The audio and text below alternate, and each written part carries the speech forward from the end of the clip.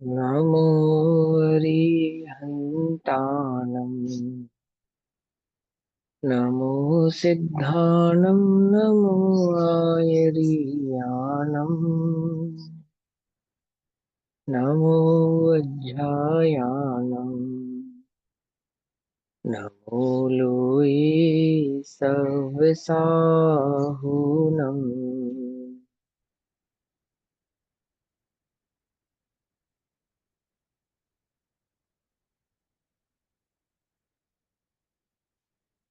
मोक्षमार्गस्य नेतारम्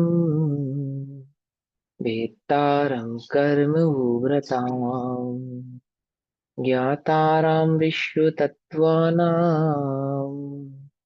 वन्दे तद्गुणलब्धये।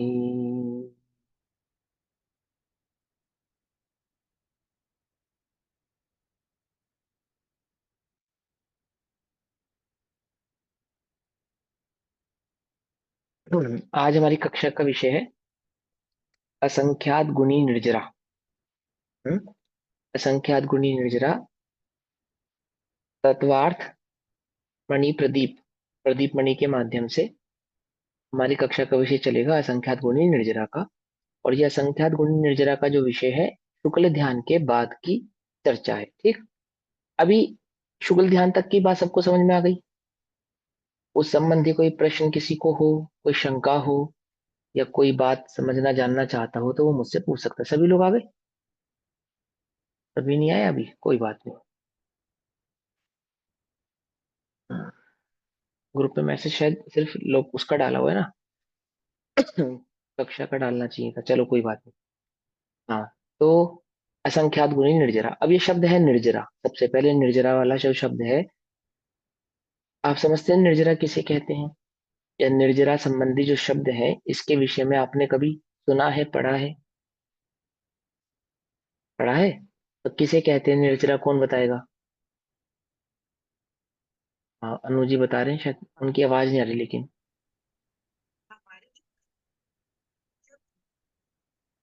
आपकी आवाज नहीं आ रही अनु जी, आपकी आवाज नहीं आ रही हमारे तक। हम तक आपकी आवाज नहीं आ रही, और सबको आ रही है? अनु जी की आवाज आ रही है?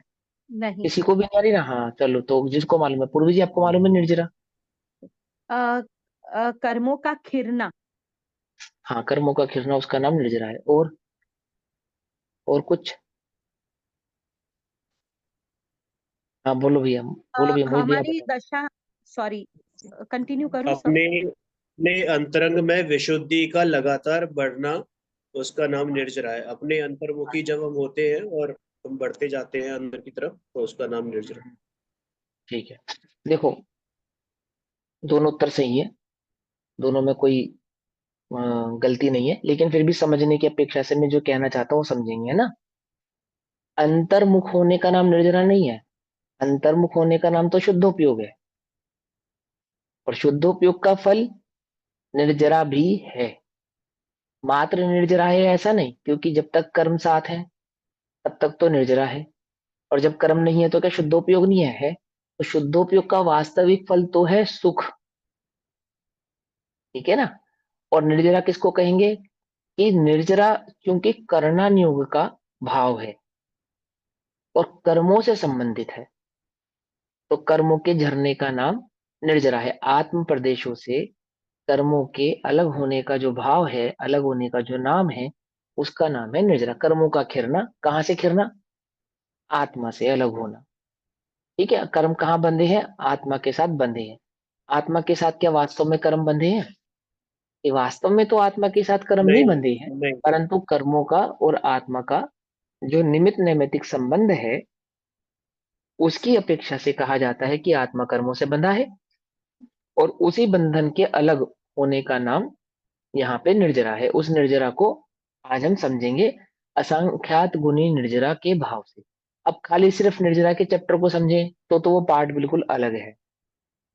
चार प्रकार की निर्जरा उसमें समझाई जाएगी, दो अलग प्रकार से, दो अलग प्रकार से, और आदि आदि भाव को। लेकिन वो पार्ट भी आपको क्लियर होना चाहिए, तो ये असंख्यात निर्जरा वाला जो भाव है ये और अच्छे से समझ में आता है। ठीक है ना? लेकिन हम इसको शॉर्ट में अभी समझेंगे, आपके चैप्टर में जितना है उतना उतना समझेंगे। तो निर्जरा एक शब्द है, वो समझ में आया। सात तत्वों में एक तत्व है निर्जरा। एक बात, निर्जरा द्रव्य नहीं है, निर्जरा तत्व है। द्रव्य और तत्व में क्या अंतर होता है? कौन बतलाएगा? द्रव्य 6 होते हैं, तत्व 7 होते हैं। और निर्जरा द्रव्य नहीं है, निर्जरा तत्व है। यदि मैं निर्जरा परिणाम इस परिणाम है। परिणाम है, यदि, निर्जरा भाव है। भाव है, हाँ, जीव का भाव है ना, भाव। जीव का भाव। हाँ, लेकिन निर्जरा जीव का भाव नहीं है, पुद्गल का भाव है। वो पुद्गल की हाँ, अपेक्षा से आपने कहा, तो वो बात भी नहीं तो सही है, एकांत पुद्गल की बचपन अपेक्षा में। से नहीं, पुद्गल की का ही वास्तविक भाव है। तो वास्तव में पुद्गल का भाव है। तो उसका फिर मैं सर, आपको समझाऊंगा। हाँ, मैं समझाऊंगा, सब समझाऊंगा, चिंता नहीं करो। सबसे पहले ये समझेंगे द्रव्य और तत्व में क्या अंतर होता है। तो आपको तुरंत समझ में आ जाएगा कि निर्जरा जीव का नहीं, पुद्गल का भाव है। 1 सेकंड में समझ में आ जाएगी बात। पहले ये बताओ, द्रव्य और तत्व में क्या अंतर होता है? तत्व किसे कहते हैं और द्रव्य किसे कहते हैं? कौन बताएगा? हाँ बोलो, पूनम जी बताएंगे। तत्व तो मैं, और द्रव्य जीव द्रव्य सभी जितने भी जीव हैं। ये तो आपने, चलो कोई बात नहीं, ये भी ठीक है। लेकिन अभी आप समझो, वस्तु को द्रव्य कहते हैं। थिंग, थिंग, चीज, कोई चीज है। द्रव्य माने कोई चीज है। तो वस्तु कहना, द्रव्य कहना, या आम बोलचाल की भाषा में चीज कहना, कोई चीज है। कोई भी चीज बनेगी, कोई भी मेटल, मेटल बनेगा। ये पेंसिल बनी है तो किस चीज से बनी है? किसी चीज से बनी है ना। किसी चीज से बनी, किससे बनी है? लकड़ी और कार्बन से बनी है। इसमें वुड और कार्बन लगा है। कार्बन भी बेसिकली वुड से ही बना है। कार्बन भी बेसिकली वुड से ही बना है ना। तो इसका जो रॉ मटेरियल है वो क्या है? वुड है। ऐसे ही जो रॉ मटेरियल होता है उसी से वस्तु का निर्माण होता है, किसी चीज का निर्माण होता है। निर्माण जिससे किया जाए, जिस रॉ मटेरियल से, उसको वस्तु कहते हैं, चीज कहते हैं। मकान किससे बना है? ये मकान है, किससे बना है? ईंट रोड़ी पत्थर। अगर अगर सही मायने में देखा जाए तो क्या है? ईंट रोड़ी पत्थर रेती का समूह है, और कुछ नहीं है। और क्या है? और तो कुछ नहीं है। शरीर क्या है? मांस खून रुधिर हड्डियों का ढांचा है। और क्या है?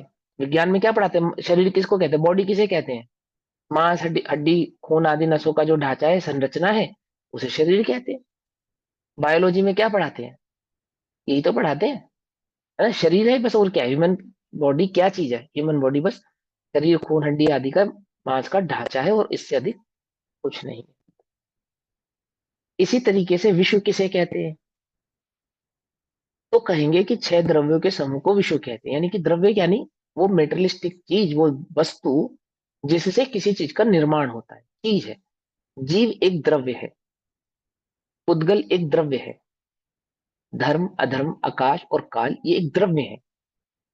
इनसे वस्तुओं का, चीजों का और अन्य चीजों का निर्माण होता है।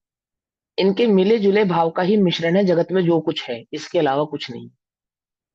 पूरा जगत, पूरा विश्व, जो कुछ है क्या है? वास्तव में 6 द्रव्यों के अलावा कुछ नहीं। पूरा मकान क्या है? ईंट रोड़ी पत्थर पत्थर के अलावा कुछ नहीं। और क्या है इसमें? आपने उसको बस एक सिस्टमेटिक वे में लगाया है, बस इतनी सी बात। एक ईंट आड़ी रखी थी, एक तिरछी रख दी, एक सीधी रख दी। बस आपको लगा बहुत बढ़िया। क्या कुछ बात समझ में ही नहीं?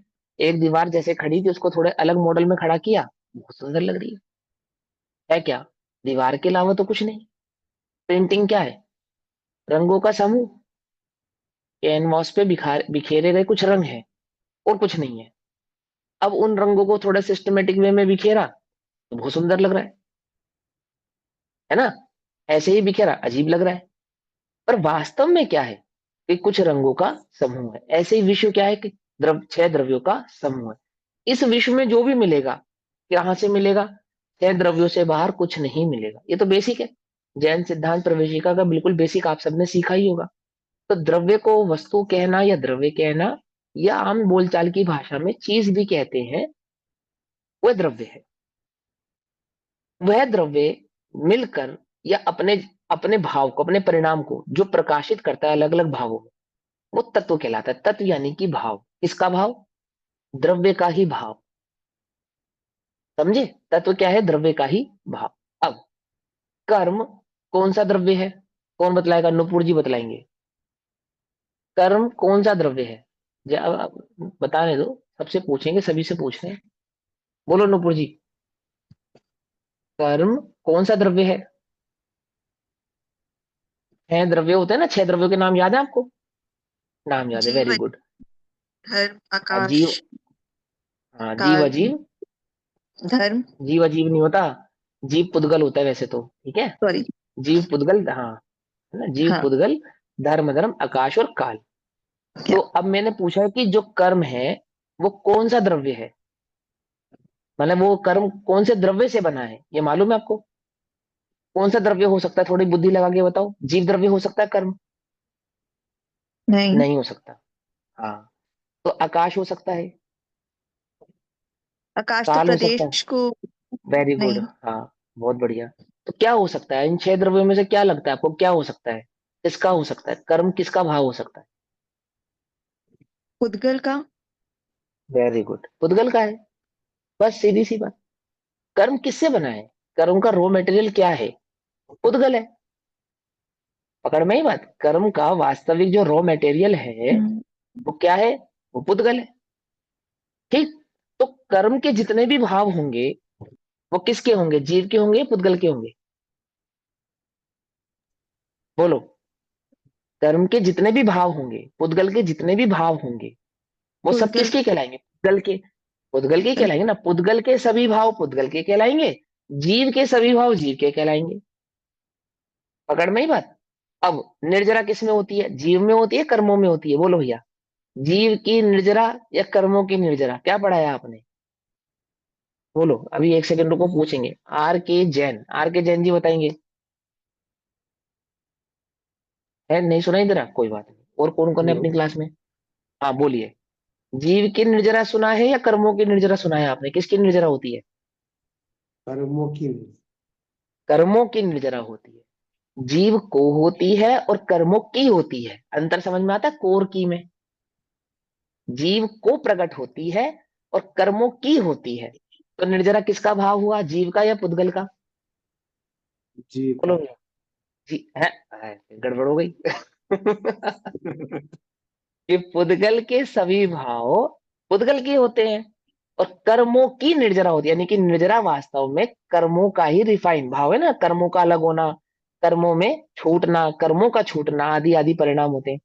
तो ये सब परिणाम किसके हैं? वास्तव में पुद्गल के हैं। तो निर्जरा किसका परिणाम है? किसका भाव है? पुद्गल का भाव है। अब मुझे समझाना था द्रव्य और तत्व। तो तत्व किसको कहते हैं? जो वस्तु है, जो द्रव्य है, उसके भाव को तत्व कहते हैं। जीव के भाव को तत्व कहते हैं, जिसमें भाव प्रकट प्रकट होता है। अब मैं जीव द्रव्य हूं या जीव तत्व हूं, ये मुझे कैसे समझ में आएगा कि मैं जीव द्रव्य भी हूं और मैं जीव तत्व भी हूं? सभी जीवों की अपेक्षा से संसार में सभी जीव हैं, तो सभी जीवों की अपेक्षा से जीव द्रव्य में ही काउंट होता हूं। और अन्य सभी जीवों से मुझे क्या मतलब, क्या लेना देना? मुझे तो अनंत जीव राशि में निज जीव राशि, निज जीव भाव की पहचान करके निज जीव भाव का कल्याण करना है। समझे ना? तो मुझे कौन सा जीव द्रव्य में से किस भाव को पकड़ना है? अपने भाव को पकड़ना है। तो मैं क्या क्या हो जाऊंगा उस समय? जीव तत्व कहलाने लगूंगा, क्योंकि मैं भाव को पकड़ रहा हूँ। किसके भाव को? क्योंकि मैं अपने भाव को पकड़ रहा हूँ। पूरे समस्त द्रव्य में से किसी एक जीव को खोजना है मुझे। किस जीव को खोजना है? बोलो, कौन से जीव की खोज करनी है? इतने अनंत अनंता अनंत जीव राशि में से एक जीव राशि की खोज करनी है आपने। किस जीव राशि की खोज करनी है? निज जीव राशि की अपनी खोज। आत्मा की। हाँ, निज आत्मा, निज आत्मा की पहचान करनी। निज आत्मा की पहचान से अनंत जीव राशियों की पहचान आपको आप हो जाने वाली है। हो जाने वाली ना। मम स्वरूप है सिद्ध समान, किसने बताया? जो जिन्होंने सिद्ध स्वभावी अपने को अनुभव किया है, ऐसे अरिहंतों ने बतलाया। क्या बतलाया? सभी जीव सिद्ध समान है। मैं पहचानता हूँ, नहीं पहचानता हूँ? कैसे पहचानूं? सिद्धों को सिद्ध देखने से सिद्धत्व भाव की प्राप्ति होती है या अपने को सिद्ध देखने से सिद्धत्व भाव की प्राप्ति होती है? अपने को, अपने निज अनुभव से, निज अनुभूति से मुझे सिद्धत्व भाव की प्राप्ति होती है। ऐसे ही होती है ना। तो द्रव्य के जो प्रकाश, जो द्रव्य का भाव प्रकाशित करता है, उसे तत्व कहते हैं। अंतर समझ में है द्रव्य और तत्व में? ईट का, इस पेंसिल का क्या काम है? पेंसिल का काम क्या है? लिखना, ये भाव है पेंसिल का। ऐसे जीव का क्या काम है? जानना, देखना, सुख दुख का अनुभव करना, आदि आदि, ये जीव का भाव है। ऐसे ही पुद्गल का भाव क्या है? तो पुद्गल के भाव में, पुद्गल पुद्गल का ही एक भेद है, पुद्गल का ही एक भाव है कर्म। शरीर किसका बना है? द्रव्य कर्म। द्रव्य कर्म या नो कर्म? बोलो भैया, है? नो कर्म। आठ कर्म किसके बने हैं? आठ कर्म द्रव्य कर्म से बने हैं, समझे? और एक है भाव कर्म। भाव कर्म, अब समय सार की भाषा में समझे तो भाव कर्म भी पुद्गल का है।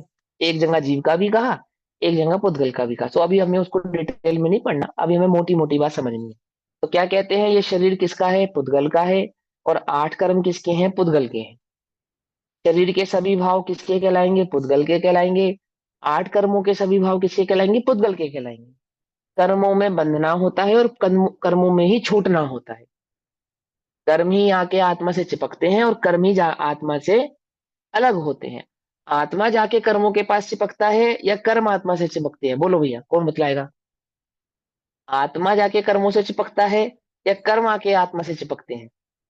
कर्म आत्मा से चिपकते हैं। परमात्मा से। हाँ, आत्मा क्या करता है कि कर्म आत्मा से चिपक जाते हैं? आत्मा कुछ करता परिणाम। होगा, परिणाम। परिणाम करता है, भाव भाव परिणाम। करता है, मिथ्यात्व करता है, आदि आदि भाव करता है। आत्मा तो ये काम करता है, कहाँ बैठ के करता है? कहीं भी करे, निगोद में भी करता है, नरक में भी करता है, देवगति में भी करता है, मंदिर में भी करता है, अपने घर में भी करता है। क्या करता है? अभी आप क्या कर रहे हो? अपने परिणामों का कर्ता आत्मा है ना? और उन परिणामों के कारण क्या होता है कि पुद्गल कर्म, कर्म कर्म आत्मा से आके बंध जाता है। और आत्मा ही एक ऐसा परिणाम करता है जिससे वह कर्म आत्मा से छूट जाता है। उस छूटने का नाम निर्जरा है और चिपकने का नाम बंध है। बंधना और छूटना किस में हुआ? आत्मा में हुआ या कर्मों में हुआ? बंधना और छूटना, बंधना और छूटना, ये आत्मा यहीं बैठा है। यहीं बैठे बैठे कर्मों बांध में। ले, तो यहीं बैठे बैठे छोड़ दे। इसको कहीं नहीं जाना, ये यहीं बैठा रहेगा। यहीं बैठे बैठे बांध भी लेगा और यहीं बैठे बैठे छोड़ भी सकता है। तो बंधना और छूटना किस में होता है? किस में होता है? कर्मों में। कर्मों में कर्मों में। होता है। ये कर्मों बंधना में। छूटना, बंधना छूटना कर्मों में हो रहा है। और इन बंधने छूटने में आत्मा निमित्त है। बंधने और छूटने में कौन निमित्त है? आत्मा। आत्मा निमित्त है। अपनी अपनी मर्जी से बंधता छूटता नहीं है। सिद्धालय में भी कर्म वर्गना है, बंधता नहीं है, बंधता नहीं है। पकड़ में ही बात, जीव है ना वहां पे? सिद्धालय में जीव है या नहीं है? है। हाँ कर्म है। वर्गना है या नहीं है? है। ठीक है। तो कर्म वर्गना जीव को बांधती है या नहीं बांधती? हम्म। नहीं बांधती, नहीं बांधती। अपनी मर्जी से नहीं बांधती। आप चाहोगे तो बांधेगी, आप चाहोगे तो नहीं बांधेगी। हम्म। कितनी बढ़िया बात है ना? हथकड़ी पुलिस की मर्जी से नहीं लगेगी आपको, आपकी मर्जी से लगेगी। बोलो भैया, पुलिस की मर्जी से लगती है या आपकी मर्जी से लगती है हथकड़ी? लोक में जो हथकड़ी लगती है, वो आपकी मर्जी से लगती है या पुलिस की मर्जी से लगती है? हमारी मर्जी से, हमने गलत काम किया इसलिए लगी। हाँ, एक्चुअल में अपनी मर्जी से ही लगती है कि नहीं नहीं भैया, कभी कभी हमारी गलती नहीं होती है, तब भी लग जाती है। कदाचित तो ऐसा भी होता है ना, निर्दोष को भी सजा हो जाती है ना, होता है ना। कोई बात नहीं, वो कर्म आदि की फिलोसफी से उसको समझा जा सकता है। लेकिन जर्नली, इन जनरली लोक में किसको बांधती है पुलिस? पुलिस किसी को नहीं बांधती। आप ही बंधने का काम करते हो तो पुलिस बांधती है। आप बंधने का काम नहीं करोगे तो पुलिस नहीं बांधेगी। सीधी सी बात है। ऐसे ही कर्म आत्मा को बांधते हैं। अपनी मर्जी से बांधते हैं? नहीं बांधते। कर्म अपनी मर्जी से बांधेंगे नहीं और अपनी मर्जी से छोड़ेंगे भी नहीं। बांधने में भी आपकी मर्जी है और छूटने में भी आपकी मर्जी है, हमारी मर्जी है। लेकिन बंधना और छूटना होता किस में है? कर्मों में होता है। इसलिए निर्जरा एक अपेक्षा से क्या कहे, वास्तव में देखा जाए तो पुद्गल का परिणाम है। ठीक है ना। जीव अपने परिणामों का करता है, पुद्गल अपने परिणामों का करता है। जीव का क्या काम है, मात्र जानना मेरा काम, शुद्धात्म है मेरा नाम। ठीक है ना। बोलो भैया, निर्जरा करने के लिए जीव क्या करे, एक छेनी लाए, एक हथौड़ी लाए, और आत्मा में बंधे कर्मों को तराशे। क्या करे, तब हाँ, एक प्र, अपने स्वभाव में रहे। हाँ, प्रज्ञा रूपी छेनी लाए और पुरुषार्थ रूपी हथौड़ी चलाए। क्या आई समझ में। प्रज्ञा रूपी छेनी कहाँ पड़ा है, समय सार। छह ढाला में है, छह ढाला में। समय छह ढाला समय सारजी में बंदा में। दीपक में। समय सारजी तो है ही, लेकिन छह ढाला में। परम पैनी सुबुधि छैनी डार अंतर डार भेदिया अंतर भेदिया ना, वर्णादि अनुरागादि ते निज भाव को न्यारा किया। को न्यारा किया, वर्णादि ते, है ना, और कर्मादि ते निज भाव को न्यारा किया, अपने आत्मा को उनसे अलग किया। वो जो अलग किया उसका नाम है निर्जरा। जो अलग किया उसका नाम है निर्जरा। एक हथौड़ी लगेगी, एक छेनी लगेगी, प्रज्ञा रूपी छेनी लगेगी, पुरुषार्थ रूपी हथौड़ी लगेगी। कुछ समझ में आई बात। हाँ बोलो भैया, हेमल जी पूछे, क्या पूछना चाहते हैं। सर सॉरी भैया जी, नर्जरा कर्म का परिणति है, तो हाँ, आश्रव परिणाम है, भी और बंध भी कर्म की परिणति कर्मों है। में ही होता है। हाँ, कर्मों में ही और है, उससे आश्रव भी सिर्फ कर्मों का। आत्मा निमित्त है, वो तत्वों हाँ में भी आत्मा निमित्त है। ओके। हाँ, तो आत्मा ऐसा क्या करता है कि कर्मों से बंधता है। भाव। हाँ, भाव करता है। क्या भाव करता है, अज्ञान भाव करता है, मोह भाव करता है, राग द्वेष आदि का विकारी भाव करता भाव। हाँ। है, विकारी भाव करता है। विकारी भाव का करता आत्मा है। ठीक। और जिसके कारण कर्म आदि से बंधता है। ठीक है ना, आगे बात समझ में। तो कर्मों से बंधता है, कर्मों से छूटता है, कौन, आत्मा। निर्जरा को आत्मा का भी परिणाम कहा जाए, कोई गलत नहीं है, कोई दिक्कत वाली बात नहीं है। निमित्त नैमित्तिक संबंध की अपेक्षा से आत्मा का परिणाम भी कहा जाता है, दोषपूर्ण नहीं है। लेकिन मेरे को भाव समझाना था ना, इसलिए मैंने समझाया कि वास्तव में खरे खर देखा जाए तो निर्जरा आत्मा का परिणाम, निर्जरा आत्मा का काम भी नहीं है। समझे, आत्मा को ये निर्जरा विर्जरा करनी है ऐसा कुछ नहीं करना। आत्मा को तो निज अनुभव करना है। बोलो भैया, निर्जरा आप वो आप होती है, आप वो आप होती है ना। आई बात समझ में। हाँ, हम हमें निर्जरा करना, इतनी हेडक नहीं दी भगवान ने हमको। अभी निर्जरा करनी पड़ेगी, इतने कर्म जलाने पड़ेंगे, इतने कांडक घात, ये वो पढ़ोगे तो घबरा जाओगे कुछ मत करो। एक देखिए जानिए रमी रही एक ठोर, कमल विमल न विचारिए यही सिद्धि नहीं और। बस कुछ नहीं करना, एक आत्मा को देखना है। निर्जरा कौन करेगा, अपने आप होगी। कर्म कौन छुड़ाएगा, अपने आप छूटेंगे। छूटेंगे या नहीं छूटेंगे हमें नहीं पता, हम बैठे अपनी मौन सो। क्या क्यों भैया, आंख खोल खोल के देखना पड़ेगा ना, हाँ भैया कर्म छूट रहे नहीं छूट रहे। क्या करना पड़ेगा, नहीं, शुद्धोपयोग से बाहर आके थोड़ी देखना पड़ेगा कि कर कितने कर्म छूट गए और कितने बाकी हैं। कुछ नहीं देखना, आप होगा जो होगा। इसीलिए करण लब्धि भी क्या किसे कहते हैं मालूम, किसे कहते हैं, जो आपो आप प्रकट होती है, करनी नहीं पड़ती। हाँ, आपके करने से नहीं होगी, आपो आप प्रकट होती है, लक्षण है उसका। शुद्धोपयोग का लक्षण भी आपो आप प्रकट होना, और शुद्धोपयोग के फल में जो निर्जरा आदि होती है वह भी आपो आप होती है। जीव के हाथ में निर्जरा करना हो तो बोलो भैया, एक ही बार में सारे कर्म हटा देना, थोड़े थोड़े करके क्यों हटाए। अरिहंत भगवान क्या कर रहे हैं, बोलो क्या कर रहे हैं। क्यों वो अरहंत अवस्था में इतने वर्षों तक विराजमान है, जब उनका लक्ष्य सिद्ध बनना है। क्यों बोला, अरे आत्मा का लक्ष्य सिद्ध बनना है या अरिहंत बनना है, सिद्ध। मोहित भैया। सिद्ध। सिद्ध। सिद्ध बनना है। तो इतने सालों तक क्या कर रहे हैं वो, अरिहंत बन के क्यों रुके हुए हैं। सिमंदर भगवान कब तक रहेंगे,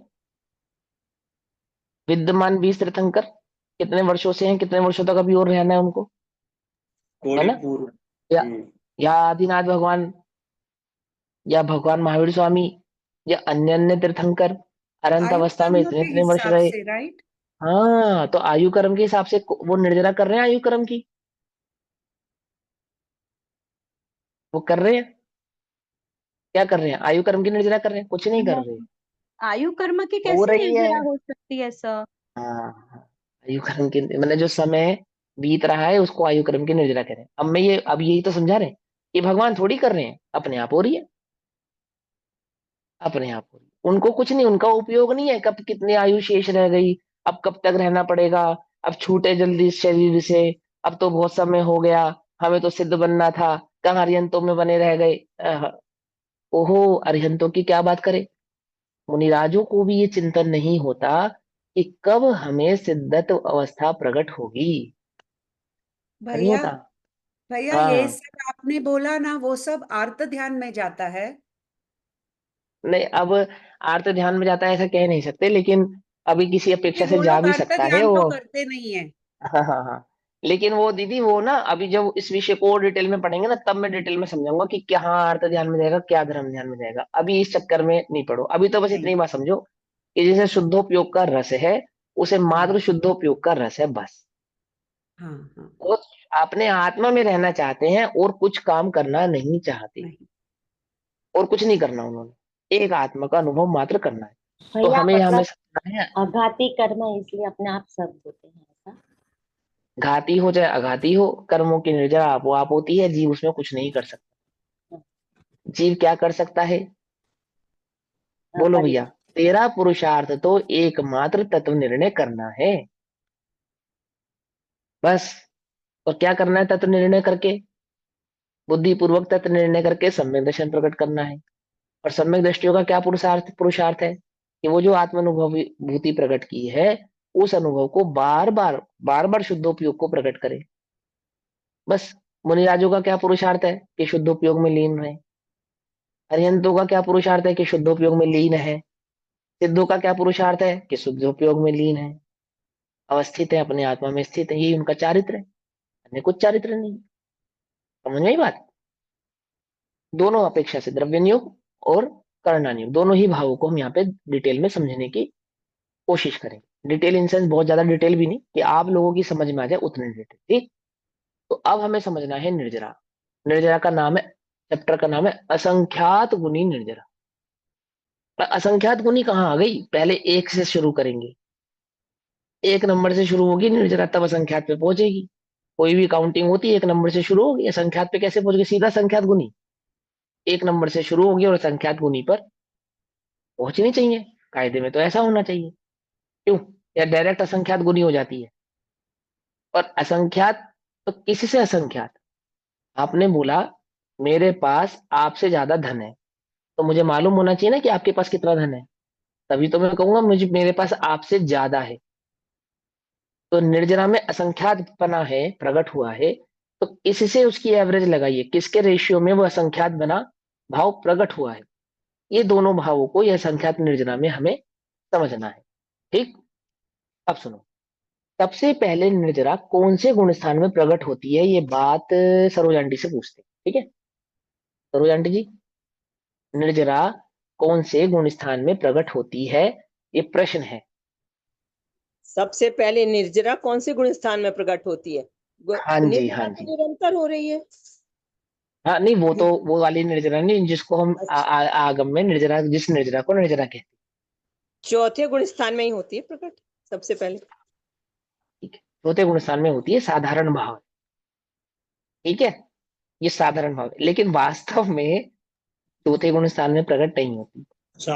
सातवें गुण स्थान में, सेवन।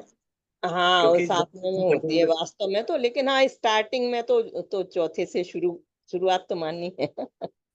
अब सुनो, सातवें में भी नहीं होती। थोड़ा सा से ना समझेंगे, कोई बात नहीं। आंसर दोनों सही है, जो अपेक्षा इनके मन में है बिल्कुल करेक्ट है, आगमिक अपेक्षा ही है, गलत नहीं है। लेकिन चैप्टर है असंख्यात गुण निर्जरा का, तो यहां मैं समझना पड़ेगा। मैं बताऊं मैं बताऊं। अब तो अब तो चांस नहीं गया। नहीं, अब तो मुझे ही एक बताने दो। मौका और, एक मौका दे दो, सबको मिलती है सेकंड हाँ, लाइफ। दो भैया दो। बताओ। श्रेणी जो श्रेणी मारते हुए जो मुनिराज हैं, उनको निर्जरा हो हाँ रही है असंख्यात गुणी। जो श्रेणी मारते हुए मुनिराज है, देखो वो तो निर्जरा तो हो रही है, प्रश्न ये है कि निर्जरा सबसे पहले निर्जरा प्रकट कब होती है, प्रायोग प्रश्न ये लब्धि है। में, प्रायोग लब्धि में होती है। 13वें गुण नहीं, स्थान में। प्रायोग में। अरे भैया अब शांत हो जाओ, सब सुनो, अब हमें हम सबके आंसर मिल गए, प्रायोग लब्धि में सही है एक तरह से। आठ अब सुनो, 8वें गुण स्थान से। अब सर सबने सबके जैसे आंसर। कर्म अगर लग गए, मैं मतलब अगर मैं एकदम मित्रा दृष्टि हूँ पहले हम्म गुणस्थान पे, जैसे हम्म कर्म लग गए तो कर्म हम्म लगने के बाद अगर बुद्धि आई तो मैंने कर्म जड़ना भी शुरू किया, तो मैं ऐसे बोल सकती हूँ कि अगर पहले गुणस्थान में अगर मैं आई एम फर्स्ट गुणस्थानवर्ती जीव, जहां मैंने हम्म कर्म बांधे, मुझे तब हम्म अज्ञान नहीं था, फिर मुझे ज्ञान हम्म आया और मैंने उसके हम्म ऊपर काम करना शुरू किया, तो वही हम्म। गुणस्थान से तो मेरी निर्जरा भी शुरू हो सकती है ना सर। चलो ठीक है, कोई बात नहीं, बिल्कुल ठीक है, लेकिन सबके आंसर करेक्ट है, आंसर किसी का भी गलत नहीं है, लेकिन हमारी उपस्थित क्लास का यह आंसर नहीं है, बस समझ में आई बात। अब सुनो, हम समझाते हैं तुमको, और लॉजिकल समझाएंगे, लॉजिकल बात नहीं, आपके चैप्टर में ही लिखा है, आपने पढ़ा ही नहीं है, हम क्या करें। अब हमारा काम है उस चैप्टर पे आपका ध्यान दिलाना, बस सीधी सी बात। अब सुनेंगे सभी ध्यान से कि जो चौथे गुण स्थान से जहां से आपने निर्जरा शुरू करी है, वो क्यों करी है, सातवें में कही है तो क्यों कही है, और वास्तव में निर्जरा कहाँ से शुरू होती है उसकी चर्चा हम यहाँ पे करेंगे। निर्जरा दो प्रकार की होती है, एक सामान्य निर्जरा होती है जो सभी जीवों को हो रही है, एक इंद्रिय से लेकर संसार में जितने भी जीव हैं अरहंत अवस्था तक के सभी जीवों को बुद्धिपूर्वक अबुद्धिपूर्वक निर्जरा तो हो ही रही है। ये उस निर्जरा की बात नहीं है। जीव को जिस रेशियो में कर्माश्रव होता है उसके प्रमाण में कुछ रेशियो में कर्म की निर्जरा तो निरंतर होती ही रहती है। जो वर्तमान समय में हम जिस पर्याय को भोगते हैं उस भोगने का नाम भी निर्जरा ही है। जैसे अभी आप स्त्री पर्याय को भोग रहे हैं, मनुष्य पर्याय को भोग रहे हैं, है ना। इस पर्याय में जो सुख दुख आदि सबको भोग रहे हैं ये भी निर्जरा ही है। सिर्फ मैं ही नहीं, एक इंद्रिय जीव अपने एक इंद्रिय पर्याय को भोग रहा है। कौन? वो एक इंद्रिय पने में आया तो किसी कर्म बंध के कारण से आया, उस बंध के उदय को वह भोग रहा है, उदय का नाम ही निर्जरा है। कर्म के उदय का नाम ही दूसरा नाम निर्जरा है। पकड़ में ही बात, कर्म के उदय का दूसरा नाम निर्जरा, लेकिन इसको निर्जरा नहीं कहते। है तो निर्जरा ही, है तो निर्जरा ही, पर इसको निर्जरा नहीं कहते। इनिशियल स्टेज की निर्जरा किसको कहना, बहुत सिंपल सी बात, कर्म उदय को निर्जरा भी कहते हैं। बस अभी कर्म का उदय चल रहा है या नहीं चल रहा है, बोलो।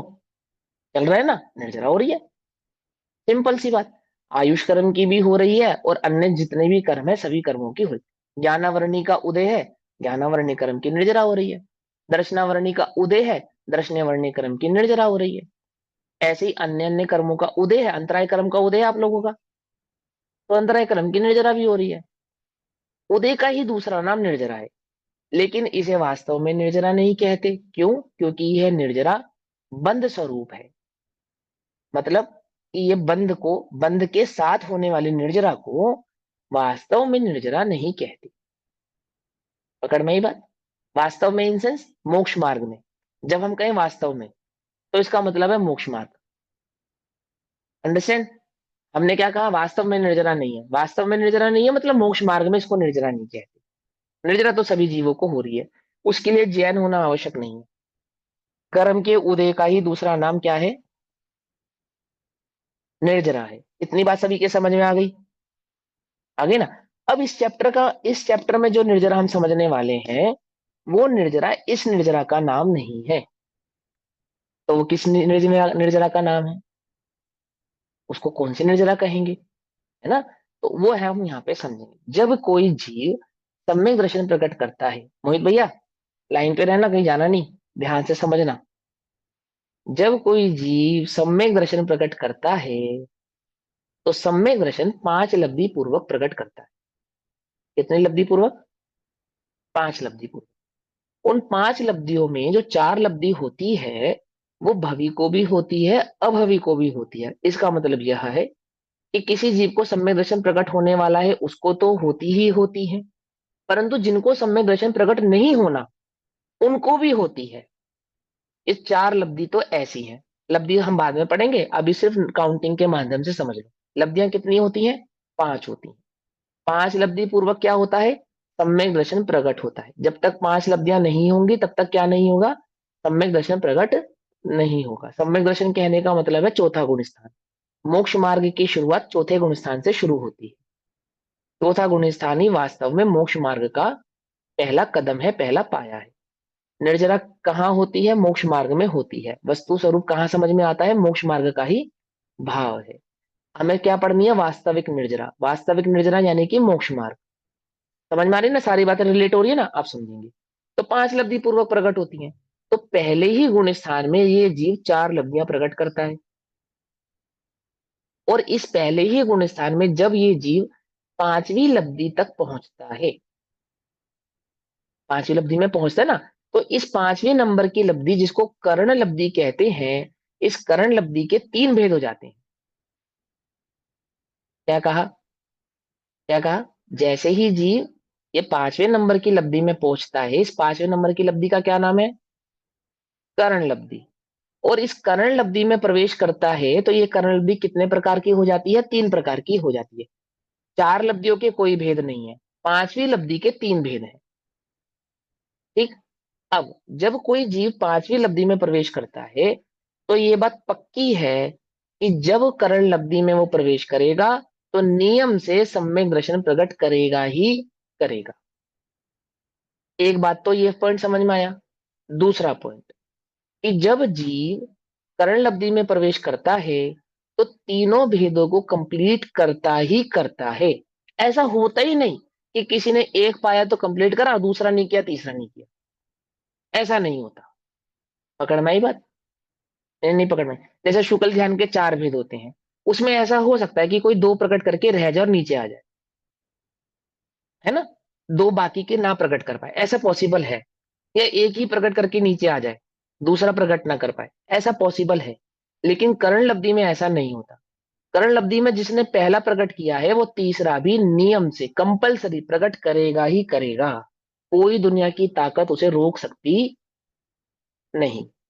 पकड़ में ही बात।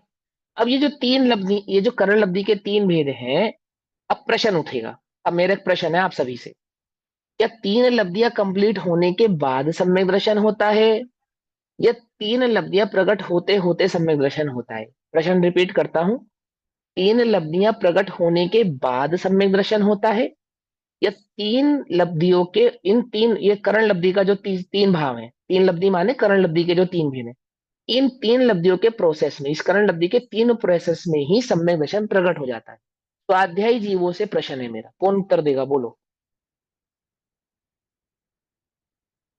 ये कौन होते उत्तर होते देगा। ये होते होते हो जाता है, क्योंकि जो अधेकरण, अपूर्वकरण और अनिवृत्तिकरण है, इनमें पिछले हम्म पिछले जो परिणाम है उनसे चढ़ते हुए हम्म परिणाम होते हैं, और उसी को, हाँ मेरी अपनी नॉलेज से, उसी को असंख्यात गुणी निर्जरा कहते हैं, हाँ। क्योंकि असंख्यात पिछले गुणी निर्जरा परिणाम। नहीं कहते उसको, उसमें असंख्यात गुणी निर्जरा तो होती है परंतु उसको असंख्यात गुणी निर्जरा नहीं कहते। मैं समझाऊंगा क्या कहते हैं, सब समझाऊंगा, चिंता नहीं करो, है ना। उनमें असंख्यात गुणी निर्जरा तो होती है परंतु उसे असंख्यात गुणी निर्जरा नहीं कहते। क्या कहते हैं उसे, है ना, वो भी समझाएंगे। पहले पहले प्रश्न का उत्तर दो। पहले प्रश्न नहीं, का उत्तर यह है कि कर्ण लब्धि कंप्लीट होने के बाद सम्यक दर्शन होता है, या कर्ण लब्धि के प्रोसेस में सम्यक दर्शन प्रकट हो जाता है। हाँ बोलो भैया, नेहा दीदी बोल रही है, बोलो। नेहा दीदी बोल रही थी ना बीच में, नहीं कौन बताएगा, नहीं, सरोज मैं आंटी जी आप ये कहना बताएंगी। चाहती थी कौन से है, ये 3 है जो हाँ करण हाँ लब्धि के जो कर्ण, 3 है ना, हाँ हाँ, वो नाम नहीं पता मुझे। कोई बात नहीं, नाम तो हमें अभी सीखने ही नहीं, समझाने ही नहीं। हाँ हाँ, लेकिन हाँ अभी वो अभी बाद में सीखेंगे, चिंता नहीं करो आप, है ना। लेकिन ये पॉइंट अगर समझ में आएगा ना तो असंख्यात गुणी निर्जरा समझ में आएगी। ये पॉइंट समझ में नहीं आएगा तो नहीं आएगी। नाम वाम भूल जाओ, बस इतना याद रखो, 5 लब्धियां होती हैं, 5वीं लब्धि का नाम कर्ण लब्धि है। कर्ण लब्धि के 3 भेद होते हैं, ये तो बहुत सिंपल सी बात है, ये तो सबको याद हो गया होगा। और ये 3 प्रोसेस, यानी कर्ण लब्धि के प्रोसेस में सम्यक दर्शन प्रकट होता है या आफ्टर कर्ण लब्धि सम्यक दर्शन प्रकट होता है, ये सवाल है। सर नहीं करण उत्तर आ रहा, कोई बात नहीं। मैं हाँ ट्राई करूंगी, आई माइट नॉट बी हाँ रॉन्ग, बोलिए, बोलिए राइट, बोलिए। सॉरी। करण लब्धि के प्रोसेस में होना चाहिए अकॉर्डिंग टू अच्छा, मी। हाँ ठीक है, कोई बात नहीं। देखो, आंसर आगम के जब जब भी दो तो तुक्के वाले आंसर मत दो। हमेशा अंतर में प्रमाण, जिन आज्ञा भंग होने का भय चित्त में रखो। समझे? क्या भय होना चाहिए चित्त में? जिन आज्ञा, हम हो सकता है कि हमारे 6 ऑप्शन में हमने पढ़ा हो, हम भूल गए और उत्तर हम गलत दे रहे, वो तो एक अलग बात है, वो तो एक अलग। लेकिन अगर हमें नहीं मालूम, हमने नहीं पढ़ा, तो फिर उत्तर देने का प्रयास मत करो। ठीक है, अंदर में इस भाव को रखो कि हमें ये भाव नहीं मालूम, है ना। अब मैंने इसलिए बोला ना, जो स्वाध्याय है वो बताएं, तो सभी सुन लो ध्यान से। करण लब्धि कंप्लीट होने के बाद ही सम्यक दर्शन प्रकट होता है। करण लब्धि के प्रोसेस में सम्यक दर्शन प्रकट नहीं होता। 5 लब्धियों की पूर्णता का फल सम्यक दर्शन है। ठीक, सभी समझ लो इस बात को बहुत ध्यान से। लेकिन क्या होता है? लेकिन करण लब्धि के प्रोसेस में गुण श्रेणी निर्जरा शुरू हो जाती है। क्या कहा? फिर बोले, करण लब्धि के प्रोसेस में क्या होती है? गुण श्रेणी निर्जरा। मैं वो गुण श्रेणी शब्द भूल गया था कहना। दिमाग में वही था, हाँ लेकिन क्या गुण ही हाँ निकल गया। हाँ, गुण श्रेणी में। समझ गए? मगर गुण सर श्रेणी हमको तो निर्जरा। सर ये दोनों में फर्क नहीं पता है। गुण श्रेणी फर्स्ट टाइम हाँ कोई बात नहीं, टेंशन ना लो। मैंने मैंने अभी फर्क, हाँ, मैंने हम लॉजिक बतलाएंगे, सब मैंने समझेंगे। हाँ सॉरी सर, मैंने हाँ लॉजिक हाँ इसलिए यूज किया था क्योंकि आपने हाँ जब कर्णल अवधि की बात की थी, तब इतना हाँ मुझे पता चला है कि आपने क्या बोला, हाँ, पहले गुणस्थान में 4 लब्धियां तो होती है, फिर 5वीं हो ही लब्धि जाती है। शुरू होती है और हमारा हाँ जर्नी शुरू होता है, तभी जीव हाँ 4th हाँ। गुणस्थान में जाता है। तो जब हम लेकिन शपथ, लेकिन लेकिन आपका लॉजिक क्यों गलत है, उसका कारण मैं बताता हूँ। क्योंकि पहले से दूसरे तीसरे गुण स्थान में नहीं जाता जी, पहले से सीधा चौथे में ही जाता है। मैंने वही बोला पहले से 4th में हाँ जाएगा, मैंने वही हाँ, बोला। तो पहले जब से सीधा शपथ फोर्थ में आएगा श्रेणी, ना। हाँ ये तो शपथ श्रेणी जब चढ़ते हैं तो ऑब्वियसली हाँ, सर जरा होगी तो ही चढ़ेंगे ना सर। नहीं ये इसमें छपक नहीं होता, इसमें छपक छाई की ये सब उपशम भाव ये इन सब द नहीं होता। सेंस अकॉर्डिंग टू मी, मतलब अगर आप एलिवेट होते हाँ हो, मैं मेरे पास हाँ हाँ शब्द नहीं, मतलब अगर हाँ आप हाँ ऊपर के स्टैंडर्ड में जाते हो एग्जाम्पल, हाँ तो आपने हाँ कहाँ ना कहाँ तो नीचे पुरुषार्थ किया होगा तभी आप ऊपर हाँ गए हाँ होंगे ना। हाँ हाँ, नहीं वो ठीक है, आपकी बात सही है, हम समझ गए आपकी बात। ठीक है, अभी और हम यहाँ वो भी गुण प्रोसेस को और समझते हैं। हाँ, तो वो हम्म, आप एक्सप्लेन कीजिए क्योंकि आपने अभी जो नया वर्ड है हमारे सबके लिए वो गुण हाँ गुण वो श्रेणी हमने निर्जरा। कभी हाँ हाँ ठीक है, आप समझेंगे ध्यान से, है ना।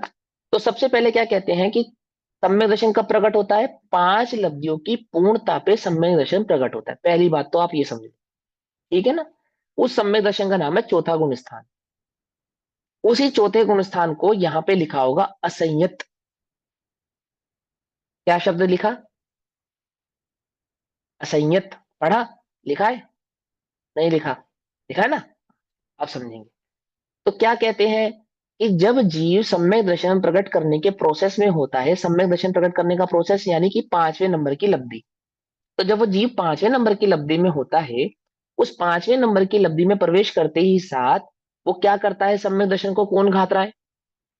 सम्यक दर्शन कौन प्रकट नहीं होने दे रहा? घातिया कर्म। अनंतानुबंधी। अनंतानुबंधी, घातिया कर्म तो है ही, अनंतानुबंधी। अनंतानुबंधी। अनंतानुबंधी, हाँ ना, सम्यक दर्शन प्रकट नहीं होने दे रहा। और जैसे ही जीव ने करण लब्धि में प्रवेश किया, तो सबसे पहले किसका नंबर आएगा? किसका गला कटेगा? अनंतानुबंधी। अनंतानुबंधी का कटेगा। हाँ, युद्ध किसके साथ शुरू हो गया? अनंतानुबंधी के साथ। और क्योंकि मैंने 5वें नंबर में प्रवेश किया है, तो सम्यक दर्शन तो मुझे प्रकट करना ही करना है। तो अनंतानुबंधी का क्या हो रहा है वहां पे? अनंतानुबंधी की पराजय हो रही है, विजय हो रही है सम्यक दर्शन की, और अनंतानुबंधी की पराजय हो रही है, यानी सम्यक दर्शन प्रकट होने का और अनंतानुबंधी के जाने का ये युद्ध हो रहा है करण लब्धि के अंदर। हो रहा है ना। इस युद्ध में कौन हार रहा है? अनंतानुबंधी हार रही अनंतानुबंधी। है। इस अनंतानुबंधी के हारने का नाम है निर्जरा। आज तक इस जीव ने बहुत निर्जरा की, इसको किसको नहीं हराया? अनंतानुबंधी को नहीं हराया। अनंतानुबंधी के आश्रव को नहीं हराया। अनंतानुबंधी के आश्रव को नहीं रोक पाया। कर्म तो बहुत बांधे, अच्छे भी बांधे बुरे भी बांधे, उदय तो बहुत अच्छे अच्छे आए, 9वें ग्रह तक का सुख भोगा है। क्या नहीं सुख भोगा? आत्मा का सुख नहीं भोगा। आत्मा का सुख कब भोग सकता था? जब अनंतानुबंधी का अभाव करता। तो जब अनंतानुबंधी से युद्ध होता है और अनंतानुबंधी हारती है, तो 8 कर्मों में से कौन सा कर्म हारता है? मोहिनी कर्म हारता है। उस मोहिनी दर्शन मोहिनी कर्म की हार का नाम है निर्जरा। ध्यान से समझ में आ रही, बात नहीं आ रही है? तो भैया जब हार सरोज रहा है, आंटी ने बोला हारा था नहीं है। चौथे गुण स्थान से शुरू होता है, फिर आपने गलत क्यों बोला? हाँ तो चौथे गुण स्थान में शुरू नहीं हुई ना निर्जरा, वही तो समझा रहा हूँ, सुनो ना ध्यान से, बहुत अभी तो आप शांति से। बोल रहे हो कि अनंतानुबंधी अद्भुत। जब टूटती है तभी निर्जरा शुरू होती है, दीदी तो अभी सुनो, अनंतानुबंधी। सुनो ना, पहले सुनो। हम कह रहे हैं तो कोई बात सोच के ही कह रहे होंगे, अगर हमने कहा कि चौथे में नहीं है तो फिर कुछ कारण से ही कहा होगा, और चैप्टर में लिखा है तो वो भी हम पढ़ाएंगे आपको। सुनो तो सही, देखो ध्यान से, क्यों कहा, किस लिए कहा, वही तो बतला रहा हूँ। अनंतानुबंध, ये अनंतानुबंधी, ये आत्मा है, ठीक है, ये आत्मा है, व्हाइट पोर्शन, ये अनंतानुबंधी है ऊपर। अनंतानुबंधी गिर रही है, अनंतानुबंधी, ये योद्धा हैं दोनों, ये दोनों योद्धा लड़ रहे हैं, ये अनंतानुबंधी गिर रही है, इसका नाम सम्यक दर्शन नहीं है। अनंतानुबंधी गिर गई, इसका नाम सम्यक दर्शन है। क्या कहा? एक है गिरने का प्रोसेस, एक है गिर जाना। चौथा गुण स्थान है अनंतानुबंधी का गिर जाना।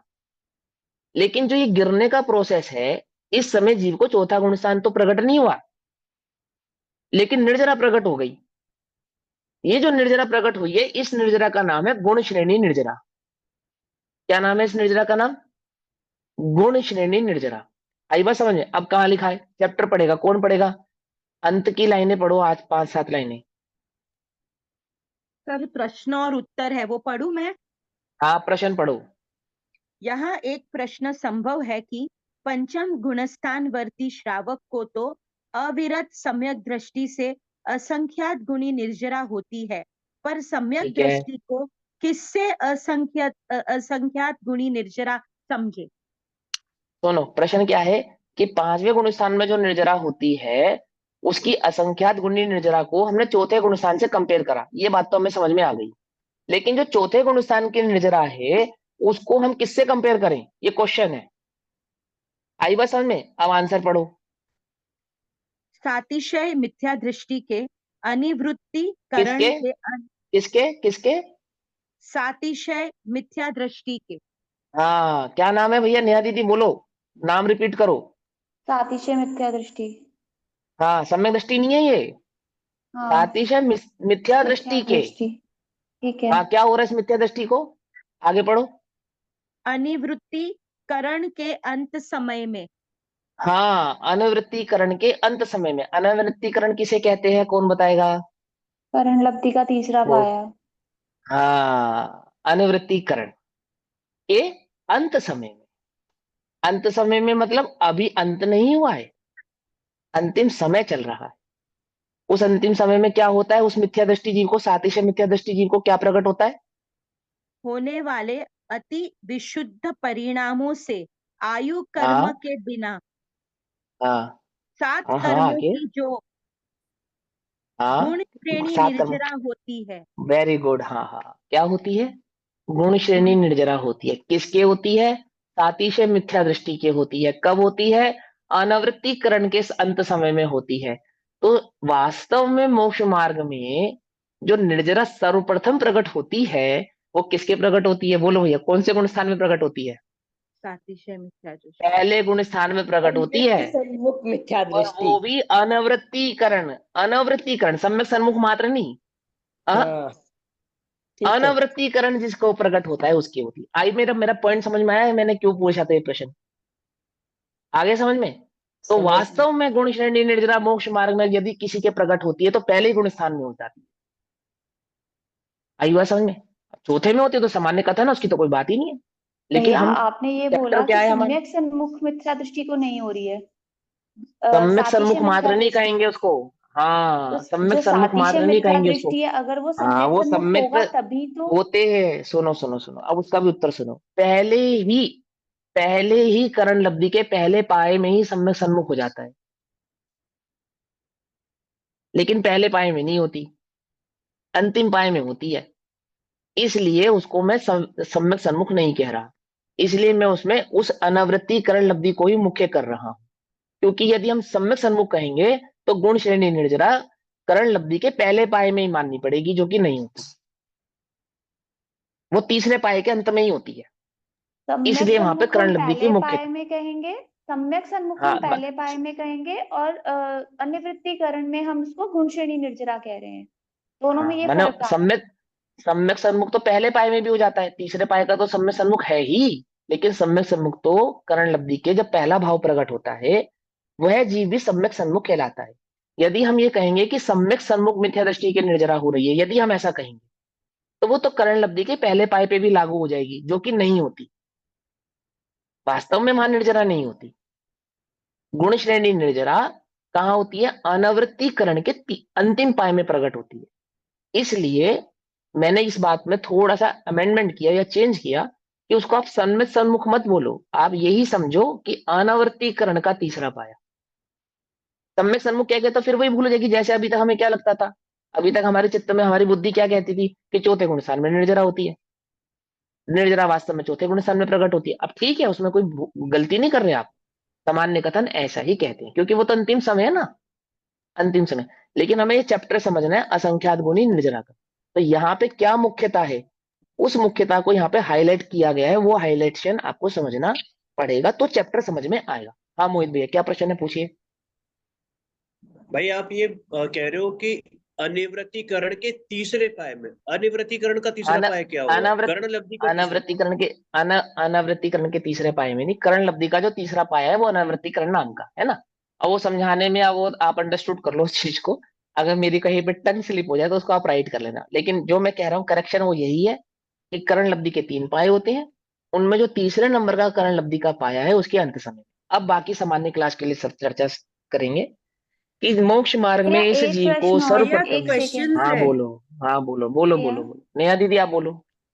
सातिशय मिथ्या दृष्टि को होती है, तो हम यहाँ पे सातिशय हाँ, मिथ्या दृष्टि इसलिए लगा रहे हैं क्योंकि सम्यक दर्शन के 3 टुकड़े हुए पहले, इसलिए लगाया सातिशय मिथ्या दृष्टि। अनादि मिथ्या दृष्टि को नहीं लगाओगे? इससे क्या फर्क पड़ता है? सातिशय, अनादि, ये सब की मुख्यता इस चैप्टर में ही नहीं है।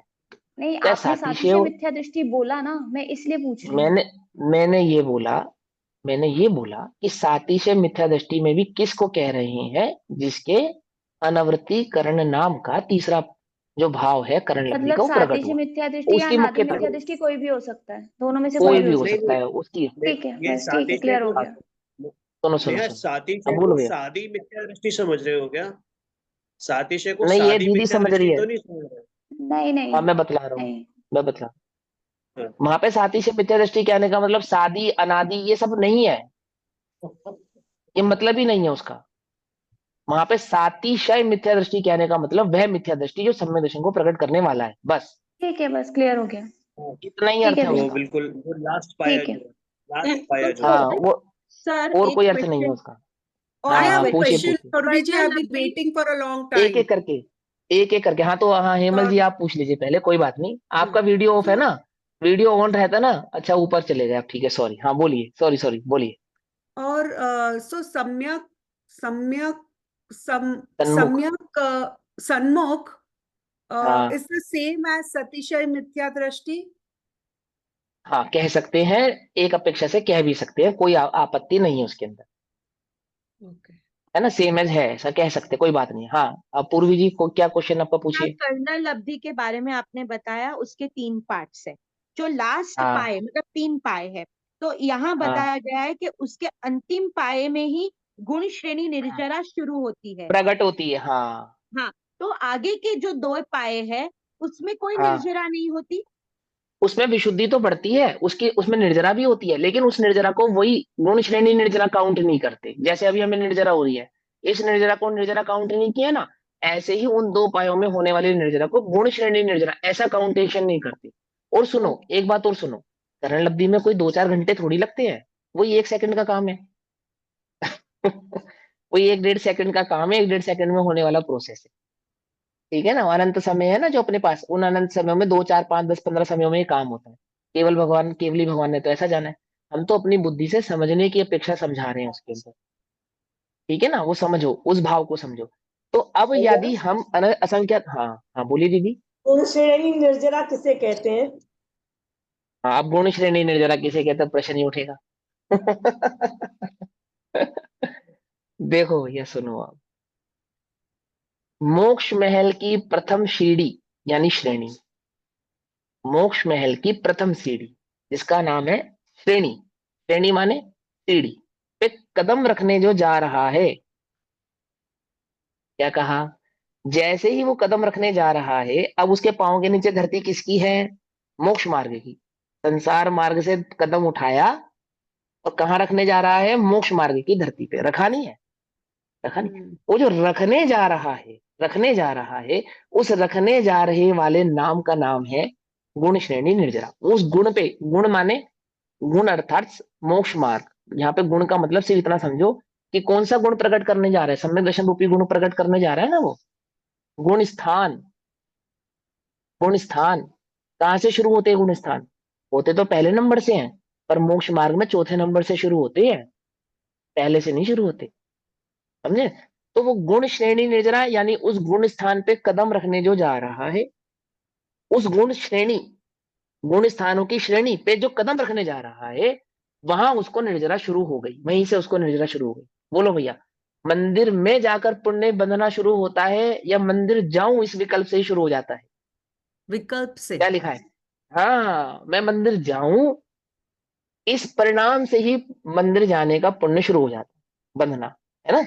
मंदिर जाके तो बंधता ही है, वो तो कोई बात ही नहीं है, आपने परिणाम अनुसार। ऐसे ही जो मोक्ष मार्ग में कदम रखने जा रहा है, रख नहीं पाया, रखने ही जा रहा है, ये तो बात पक्की है कि अब उसने मोक्ष मार्ग में ही कदम रखना है। जैसे ही 100% फाइनल हो गया कि अब इसका कदम मोक्ष मार्ग पे ही जाने वाला, इधर उधर होने वाला नहीं है, ये बात फाइनल हो गई। और उस फाइनलेशन और कदम रखने के बीच का जो गैप है, उस गैप में ही निर्जरा शुरू हो गई, उसका नाम है गुण श्रेणी निर्जरा। कदम रखते ही तो होगी ही, कदम रखते ही तो होगी। तो कदम रखते ही जो होगी वो कितनी होगी? कि जितनी हो रही थी उससे असंख्यात गुना होगी। क्या कहा? कदम रखने के बीच में जो गैप था, उस गैप में जितनी निर्जरा हो रही थी, ऐसे कदम, ये मोक्ष मार्ग की पहली सीढ़ी है, ये मैं हूं, ये मैं कदम रखने जा रहा हूं। तो रखते जाते समय जो निर्जरा मुझे शुरू हुई, जो शुरू हुई, उससे असंख्यात गुणी निर्जरा हो जाएगी कदम रखते ही साथ। क्या कहा? एक है हलवे की खुशबू और एक है हलवे का स्वाद। बोलो भैया, मजा किसमें ज्यादा है? है ना? भैया और एक लेकिन क्वेश्चन है। खुशबू, खुशबू में मजा नहीं है, खुशबू में खुशबू मजा में नहीं है। मजा है। खुशबू पहले हाँ खुशबू अट्रैक्ट करेगी ना सर, तभी हाँ, तो हम हलवा स्वाद भी खाएंगे। आएगा। हाँ, तो ऐसे ही वहां निर्जरा क्या है, जैसे मोक्ष मार्ग पे कदम रखने जा रहा है ना, तो कदम रखने जा रहा है, वो जो बीच का गैप है, वहां निर्जरा शुरू हो गई। और वहां जितने उस निर्जरा का नाम है गुण श्रेणी निर्जरा। और उस गुण श्रेणी से असंख्यात गुनी होने लग जाती है जैसे ही वो चौथे नंबर पे यानी कि सम्यक दर्शन को प्रकट कर। आगे समझ में गुण श्रेणी और असंख्यात गुणी निर्जरा के बीच का अंतर तो आ सर गया? हाँ गुण श्रेणी का मतलब आप ऐसा बोल रहे हैं कि मोक्ष मार्ग का एक मेरे मेरे दिमाग में एक थॉट आना, एक भाव आना, वही नहीं नहीं वही नहीं नहीं, दिमाग तो विमाग में उसके नहीं। ऊपर गुण तो श्रेणी मतलब कि मतलब सम्यक दर्शन प्रकट करने का, जैसे ही समय नजदीक आया सम्यक दर्शन को प्रकट करने का, करण प्रकट ही लब्धि होने का तीसरा पाया। आया है ना, वो प्रकट ही होने वाला है। वो प्रकट होने वाला है जो वो भाव। और अब और वो भाव ऐसा नहीं है कि अब होगा या नहीं होगा, कंपल्स अब तो होना ही है, वो तो नियम हो गया पक्का, कंपलसरी होना ही है। हुआ नहीं है, होना ही है। जैसे ही फाइनल हुआ कि अब होने वाला है, वहीं से निर्जरा शुरू हो गई। उस निर्जरा का नाम है गुण श्रेणी। और कदम रखते ही साथ जो निर्जरा हुई वो होगी असंख्यात गुनी। किससे असंख्यात गुनी? कि जो शुरू हुई थी उससे असंख्यात गुनी। जो शुरू हुई थी उसका नाम है गुण श्रेणी। गुण श्रेणी सभी निर्जरा। का, सभी के समझ में आ गया निर्जरा मोक्ष मार्ग में कहां से शुरू होती है? हाँ। है सर फिर सातिशय भी एक मिथ्या क्वेश्चन दृष्टि है। के। हाँ बोलो। सर ये सॉरी भैया, ये आपने बोला ना कि अनंतानुबंधी कषाय जाती है तभी हाँ फोर्थ गुण स्थान होता है। तो हाँ यहाँ हाँ, जो गुण श्रेणी निर्जरा हो रही है वो अनंतानुबंधी की गुण श्रेणी निर्जरा हो गिरने, रही है। हाँ, अनंत अनुबंधी की के अभाव में जो निर्जरा होती है वो ज्ञानावर्णीय, दर्शनावर्णीय, अंतराय, मोहिनी आदि आदि 8 कर्मों में से 7 कर्मों की शुरू हो जाती है। 8 कर्मों में आयुष कर्म को छोड़ के बाकी अन्य जो 7 कर्म है, हाँ, 7 प्रकृति ऑफ कर्म की शुरू हो जाती है, हाँ विच इज ने ऑफ द उनकी निर्जरा शुरू हो जाती अनंतानुबंधी टाइप, अनंतानुबंधी है। टाइप हाँ, ऑफ 7। अनंतानुबंधी से देखो, 8 ही कर्मों का संबंध 4 ही कषायों से है, राइट। तो पहली कषाय से जो संबंध टूट रहा है, पहली कषाय से जो संबंध टूट रहा है, यहाँ पे उसकी बात चल रही है। फिर दूसरे नंबर से भी टूटेगा, फिर तीसरे से भी टूटेगा, ठीक है ना? वो भी इसमें बतलाया गया है। तो अब ये पूरे चैप्टर का निचोड़ बस ये पूरा चैप्टर बस यही कमाल है इसका, बाकी तो सब इजी है। हम्म, अब जो चौथे गुण स्थान में प्रकट होगी उससे असंख्यात गुणी पांचवें में होगी, जो पांचवें में प्रकट होगी उससे असंख्यात गुणी छठे में होगी, जो छठे में प्रकट होगी उससे असंख्यात गुणी सातवें में होगी, उससे असंख्यात गुणी आठवें में होगी। ऐसे हो गया चैप्टर कंप्लीट। बस इसका नाम है असंख्यात गुणी निर्जरा। So समझे या नहीं समझे? clarification. So the gun shreni nirjara is of the anantanubandhi type of the seven हाँ karmas. Correct. हाँ, वो मेन गुण श्रेणी निर्जरा समझ में आ गई तो अनंतानुबंधी तो चुटकियों में समझ में आएगी, उसमें क्या दम है। मैंने असंख्यात गुणी तो 1 सेकंड में समझ में आ जाएगी। गुण श्रेणी समझनी है इस चैप्टर के अंदर, और चैप्टर का नाम क्या है? असंख्यात गुणी। समझ में आई बात? भी समझ में आई है? अब ये पूरा चैप्टर रीड कर लो और क्लास कंप्लीट हो जाएगी।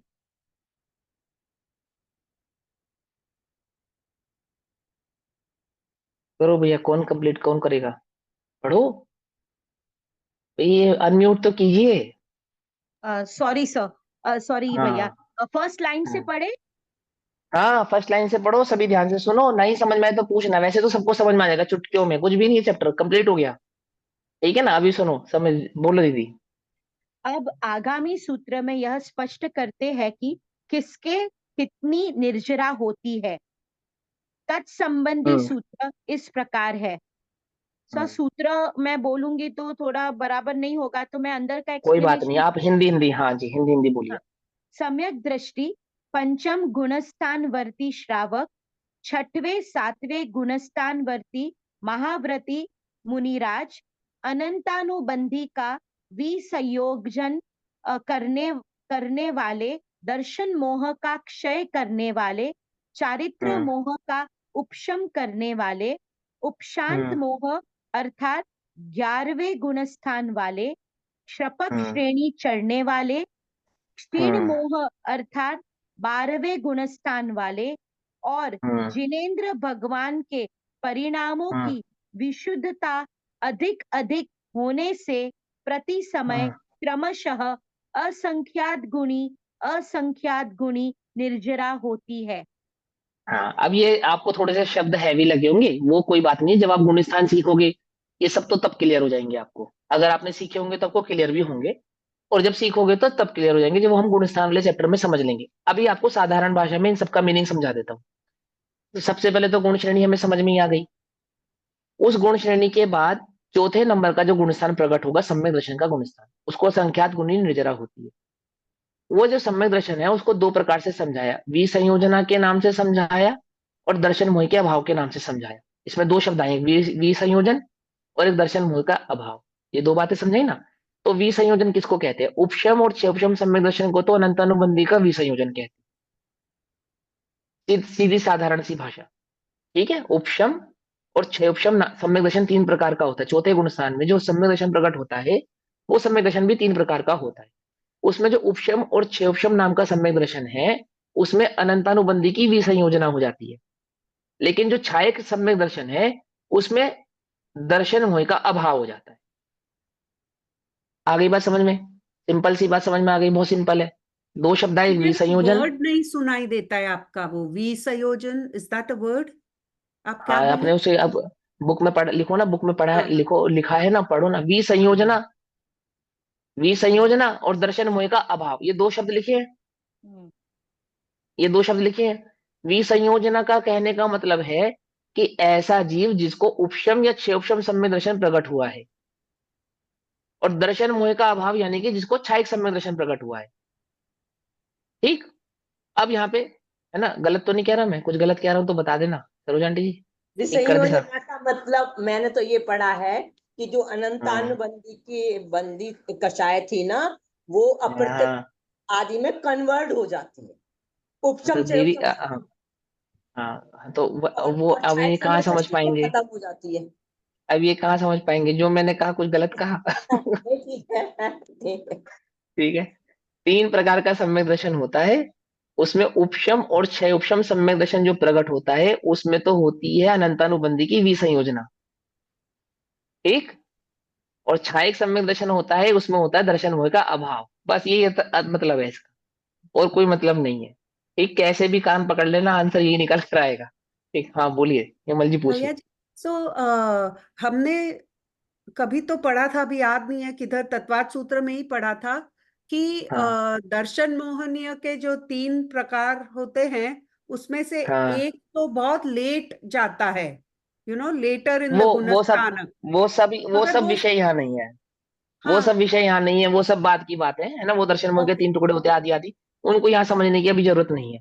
अभी यहाँ इस ओके चैप्टर की कक्षा से बस बहुत सिंपल देखो, आप हमेशा एक बात समझ ध्यान गए। से रखो कि ये जो आगम है ना, ये 8 वर्ष के बालक के भी समझ में आ जाए, इस बुद्धि से लिखा गया है।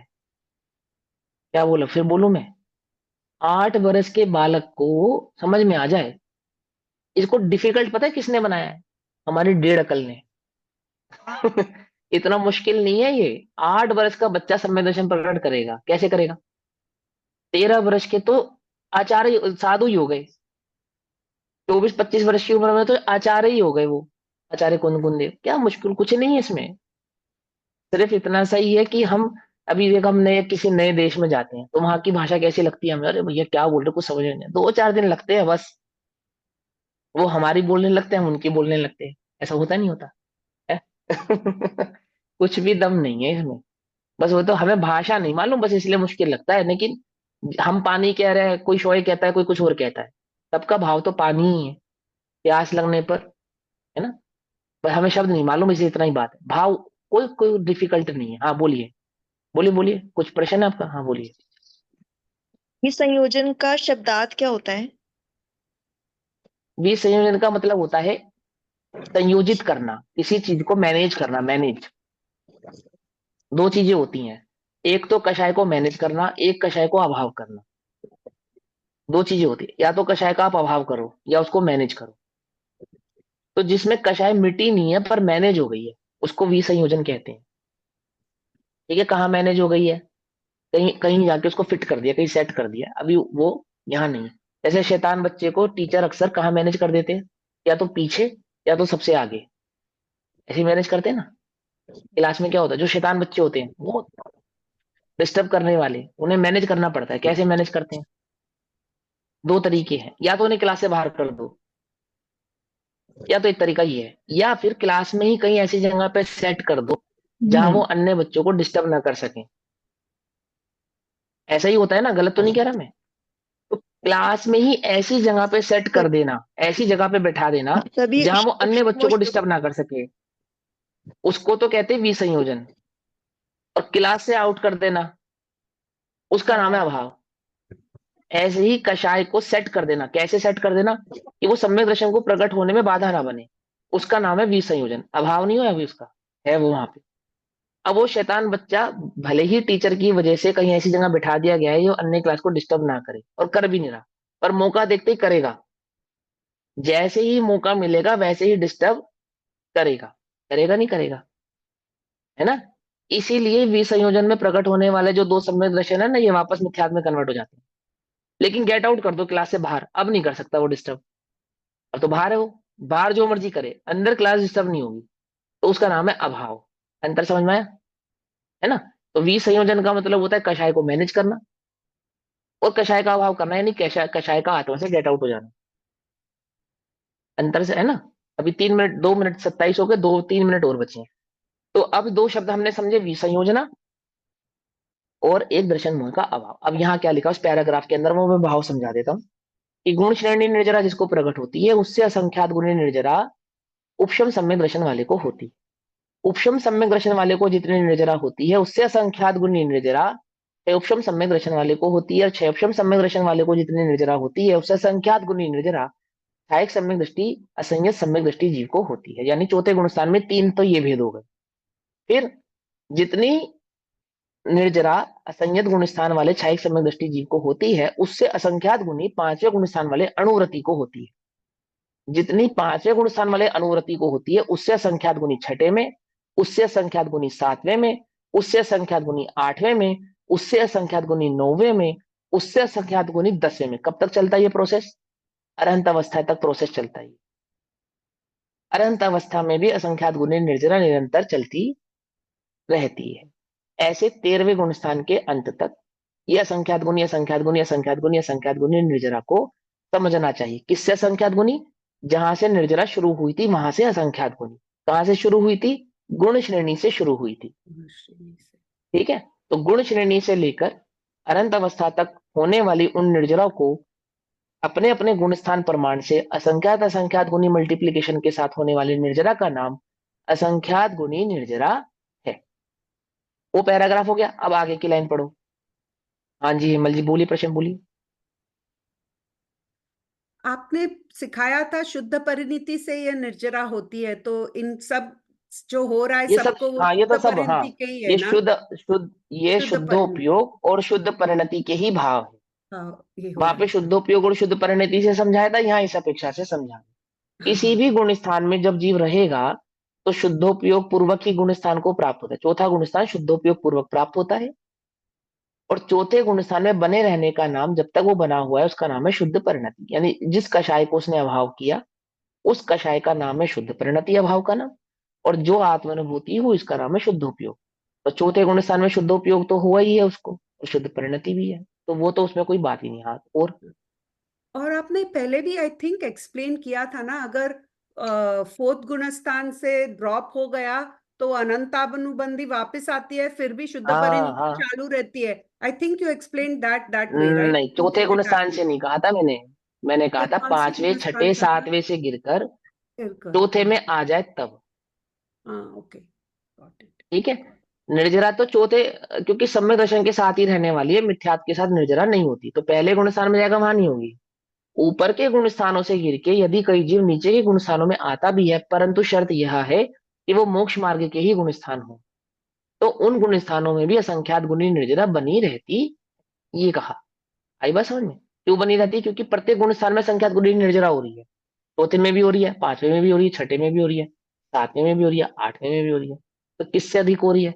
कि जो निर्जरा वर्त रही है उससे अधिक हो रही है, जो वर्त रही है उससे अधिक हो रही है, उस अपेक्षा से। आई बस समझ? हाँ भाई आगे पढ़ो फटाफट, एक मिनट ऊपर ही हो गया, चलो पढ़ो फटाफट, यहाँ एक चैप्टर पूरा प्रश्न करेंगे।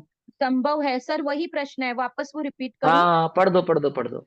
यहाँ एक प्रश्न संभव है कि पंचम गुणस्थानवर्ती श्रावक को तो अविरत सम्यक दृष्टि से असंख्यात गुणी निर्जरा होती है, पर सम्यक दृष्टि को किससे असंख्यात गुणी निर्जरा समझे?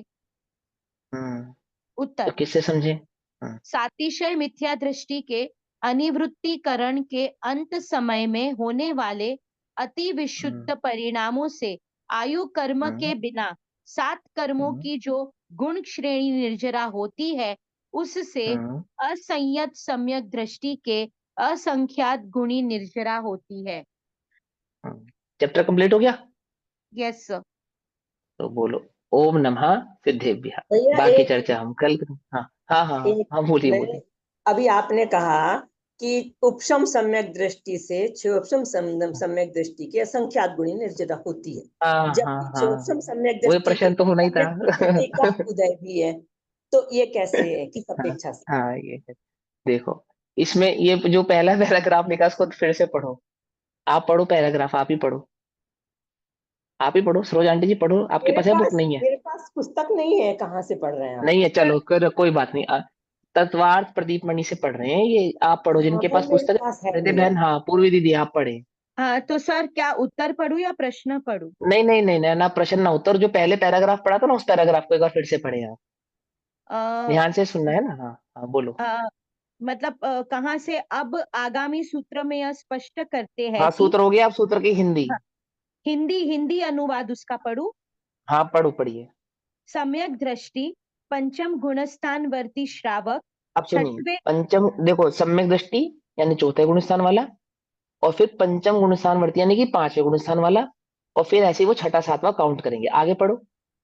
पूरा पढ़ूं वापस आगे, हाँ मतलब हाँ 11वीं पूरा से? पढ़ो पढ़ो, हाँ ओके। हाँ पढ़ो। छठवें सातवें गुणस्थानवर्ती महाव्रती मुनिराज अनंतानुबंधी का विसंयोजन करने वाले, रुक जाओ अब।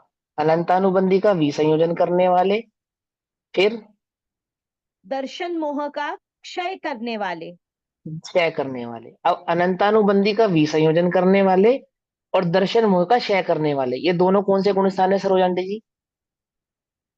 चौथे चौथे गुण स्थान। हाँ चौथे है ना, तो चौथे के दो भेद कर दिए यहाँ पे इन्होंने। ठीक है, दो भेद कर दिया है, ठीक है। विसंयोजन करने वाले और फिर क्षय करने वाले। आगे चारित्र मोह का उपशम करने वाले। यानी कि 5वां गुण स्थान। आगे उपशांत मोह अर्थात 11वें गुण स्थान वाले। हाँ, अब वो उपशांत यानी कि 6 से लेकर 11वें तक के वो सब करते चले गए वहां तक। फिर श्रपक श्रपक श्रेणी चढ़ने वाले। अब उसमें 2 भेद कर दिए। उपशांत वाले को छपक के मुकाबले जितनी उपशांत वाले को होगी उससे संख्या दुनी छपक वाले को होगी। आगे क्षीण मोह अर्थात 12वें गुण स्थान वाले। अब 12वां गुण स्थान प्रकट कर दिया, शीर्णमोह गुण स्थान वहां पे पहुंच गया उस वाले, क्योंकि उपशम वाले को जो निर्जरा होगी उससे असंख्यात गुनी छपक को, और छपक को जो होगी उससे असंख्यात गुनी उपशांत वाले तक पहुंच गई बात। आगे हाँ, ये सही है कि उपशम वाले से हाँ छपक वाले को ज्यादा होगी, लेकिन हाँ, तो ये इसमें वाले। काउंट किया ना, कहा ना, हाँ अभी बोला ना कि वी संयोजन करने वाले, और वी संयोजन के आगे क्या लिखा, क्षय करने वाले, भी बोला ना। भाई साहब, अभी विसंयोजन तो उपशम वाला भी करता है और क्षयोपशम वाला भी करता है। विसंयोजन जो होती है ना, वो हाँ तो दोनों ही हाँ, तो करते हैं, लेकिन देखो क्षयोपशम सम्यक दृष्टि को सम्यक प्रकृति का उदय रहता है, इसलिए कोई मेरे बात नहीं, उसमें कोई बात नहीं, उसमें कोई तकलीफ वाली बात नहीं है, उसमें कोई तकलीफ वाली बात नहीं है। ठीक है, देखो आप जो प्रश्न पूछ रहे हो ना उसकी मैं तसल्ली करूंगा, ये मेरी जिम्मेदारी है। ठीक, और मैं आपको ये तसल्ली क्लास के बाद करूंगा, क्योंकि ये सब कंफ्यूज हो रहे हैं, है ना। लेकिन मेरी जिम्मेदारी मैं करूंगा, 100% करूंगा। ठीक, अभी करूंगा, अभी क्लास ओवर करके आपको फोन करता हूँ, को समझा। ठीक है ना। ये तो आपने पढ़ लिया, एक बार दीदी, एक काम करना, इसकी फोटो ग्रुप पे शेयर कर देना जो आप पढ़ रहे हो, ओके सर। है ना, इसकी। हाँ, ओम नमः सिद्धेभ्य। निज निधि निज में बताई, यहाँ अनंत उपकार है, उसके लिए जिनवाणी माँ को वंदना शतबार।